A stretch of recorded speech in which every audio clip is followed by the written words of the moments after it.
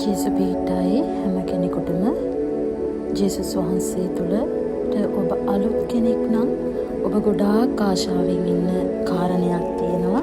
ඒක තමයි අන්‍ය භාෂාව. අනිත් හැමෝම මේ අන්‍ය භාෂාවෙන් කතා කරනවා. මේක කොහොමද ලැබුණේ? ඉගෙනගනත් නැහැ. මේක ඉගෙන ගන්න ඉස්කෝලවල වෙනම සබ්ජෙක්ට් එකකුත් නැහැ. නමුත් කොහොමද මේ අය මේ වෙනත් භාෂාවක් ඉගෙන ගන්නේ? මටත් ඒකට ආසයි. ඉතින් ඒ ආශාව මටත් තිබුණා. මං ජේසුස් වහන්සේ තුළට ඇවිල්ලා මට හරියම ආසාවක් තිබුණා මේ අන්‍ය භාෂාවෙන් කතා කරන්න. අන්‍ය භාෂාව කියන්නේ අපේ දෙවියන් වහන්සේ අතරම විතර යන ගනුදෙනුවක්. විතරක්ම යන ගනුදෙනුවක්. ඉතින් මට ඒකට හරියම ආසාවක් පිපාසයක් තිබුණා. ජේසුස් වහන්සේ දැනගෙන ලොකු කාලයක් ගියේ නැහැ. සභාවේදී මම උත්සාහ කරා. එතකොට මම වචනේවත් හරියට දැනගෙන හිටියේ නැහැ. හැබැයි මට ලොකු පිපාසයක් තිබුණා දෙවියන් වහන්සේට, සභාවට, වචනේට, අන්‍ය භාෂාව, මනුෂ්‍යෝ ගැන මගේ හදවතේ බර. දෙවියන් වහන්සේට පුදුම විදිහට මං ආදරය කරා. ඉතින් සභාවේදී මං ගොඩක් උත්සාහ කරා, යාඥා ශෛලවලදී මං උත්සාහ කරා. ඉතින් මට එක දවසක් මම හිතුවා නැහැ මම අද අන්‍ය භාෂාව ලැබෙනකම්ම නැගිටින්නේ නැහැ. මම ඉන්න ස්ථානයේ මම දන ගහන්න පටන් ගත්තා. මම දන ගහගෙන ස්වාමින් වහන්සේට ස්තුති කරන්න ගත්තා. ඔබ ජේසුස් වහන්සේ තුළට අලුත් කෙනෙක් නම් ඔබත් මේ දේ කරලා අන්‍ය භාෂාව ලබා ගන්න පුළුවන්. මොකද උන්වහන්සේගේ ආත්මයන්න් වහන්සේ ඔබ තුලත් ඉන්නවා.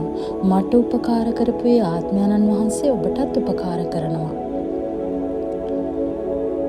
ඔබට ඒ ආකාර කරන්න ඕන නම් මම මගේ අත්දැකීම ඔබ සමග බෙදා ගන්නවා. මම දන ගහලා ගීතිකා කියන්න ගත්තා. මම ගීතිකා කියලා ඔබ දන්න ගීතිකා, ඔබට දැනෙන ගීතිකා, ඔබගේ ඒක හදවතින් මේ වචන ගායනා කරන්න. ඒ වචනවල අර්ථය දැනගෙන ගීතිකා කරන්න, ගීතිකා ගායනා කරන්න. ඔබ ගීතිකා දන්නේ නැත්නම් ඔබ ගීතිකා දුරකථනයකින් හරි ඔබ ගීතිකා ප්ලේ කරලා ඒ සමග ගායනා කරන්න. ඊට පස්සේ ඔබ ශුද්ධාත්මයන්න් වහන්සේට කියන්න, මා තුළ ඉන්න ශුද්ධාත්මයන්න් වහන්සේ ඔබ වහන්සේ මට උපකාර කරන්න. මේ අන්‍ය භාෂාවට මම ගොඩාක් පිපාසිතයි. උන්වහන්සේ කියනවා ඉල්ලන්නන්ට දෙන්නේ නැතුව ඉන්නේ නැහැ කියලා. ශුද්ධාත්මයන්න් වහන්සේ උන්වහන්සේ දෙනවාමයි. ඒ නිසා ඔබ ප්‍රශංසා කරන්න ගන්න. ඊළඟ ශුද්ධාත්මයන්න් වහන්සේට කතා කරන්න, මා තුළ ඉන්න ශුද්ධාත්මයන්න් වහන්සේ මට උපකාර කරන්න. මේ අන්‍ය භාෂාව මට ලබා ගන්න උපකාර කරන්න. ඒ ආකාරයෙන් ඔබගේ හදවත හිමීට උන්වහන්සේට යොමු කරන්න. උන්වහන්සේව මනසින් ඇඳ ගන්න. උන්වහන්සේගේ කුරුසය සිහි කරන්න. ඒ කස පහර සිහි කරන්න. උන්වහන්සේගේ ශරීරයෙන් වැගිරුණු ලේ සිහි කරන්න. ඒ ගෙත්සමනි උයනේදීලා ඒ දරපු පීඩාව, ඒ දහඩිය බිඳු ලේ වෙලා එනකන් නලලේ ඒ පීඩාව සිහි කරන්න. මලවුන්ගෙන් උත්තානුන ආකාරය සිහි කරන්න.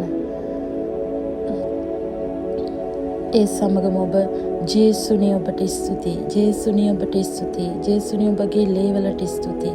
ඔබ එක දෙයක් ජේසුනේ ඔබගේ ලේවලට ස්තුතියි. ඒ දේ ඔබ එක දිගටම කියාගෙන යන්න හදවතේ අර පිපාසය ඇතුවන්නේ, භාෂාවේ පිපාසය ඇතුව ඒකම කියාගෙන යන්න. ජේසුනේ ඔබගේ ලේවලට ස්තුතියි, ලේවලට ස්තුතියි, ජේසුනේ ඔබේ ලේවලට ස්තුතියි. ඊළඟ ජේසුනේ ඔබට ස්තුතියි, ජේසුනේ. ඒ ආකාරයෙන් එකම වචනේ විනාඩි 10ක් 15ක් ඔබට අන්‍ය භාෂාව එනකම්ම හදවතේ පිපාසයෙන් සමහරට ඔබට කඳුළුවේ, ඔබට අඬන්න හිතේ. ඒ කඳුලත් සමග, ඒ ඔබගේ ඇඬිල්ලත් සමගම නවත්තන්න නැතුවම ඔබ ස්තුති කරන්න. එක තප්පරයක් එනවා උන්වහන්සේ ඔබේ මුඛයට වචනයක් දෙනවා. ඒ වචනේම කියාගෙන යන්න. දිව පැටලෙනවා ඔබට. ඒ වචනයක් එනවා.